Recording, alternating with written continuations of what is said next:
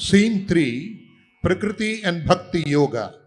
Bhagavan says, I shall explain to you something after knowing which there is nothing else to be still known in this world.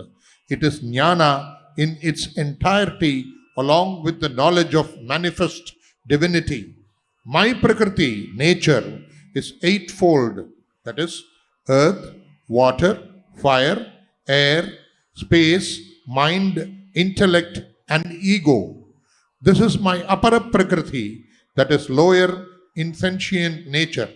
My Para or higher sentient nature by which the whole universe is sustained is in the form of Jiva, that is life principle.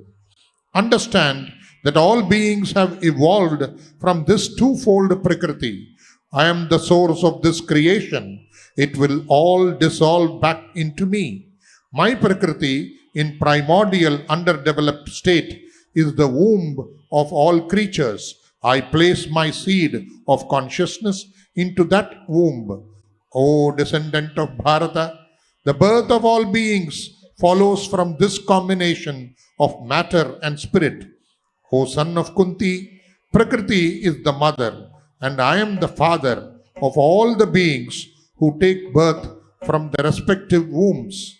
The Jivatma, soul, in the body is an immortal part of my own self. It draws the five senses and the mind from the rest of the matter.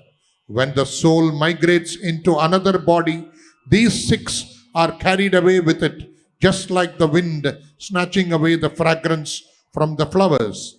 This Jivatma enjoys the objects of the senses while dwelling in the body. Sattva, Rajas and Tamas are the three qualities born from Prakriti, and they tie the imperishable soul to the body. Sattva binds the Jiva with the body through self-identification with bliss and wisdom. Because Sattva is immaculate, illuminating and flawless, Rajas binds the Jiva with the body through attachment to the fruits of action.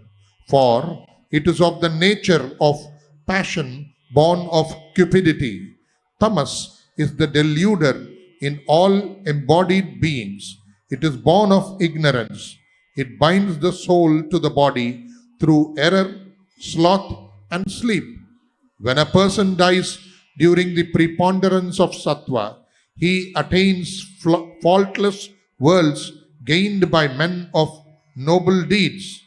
Dying when Rajas is in ascendant, he is born to those attached to action. Likewise, expiring during the preponderance of Tamas, he is born in the wombs of stupid creatures. He who worships me through Bhakti Yoga transcends the three gunas and becomes eligible to attain Brahman. I personally appear in front of the disinterested devotee of purified intellect and delightfully partake the article offered by him to me with love. It may just be a leaf, a flower, a fruit, or just water. The indestructible unmanifest is called the supreme goal. That is my abode, reaching which man will not return. O Partha, it is only through bhakti that one can reach Supreme Purusha, in whom all beings reside and by whom all this is pervaded. That is scene 3, Prakriti and Bhakti Yoga.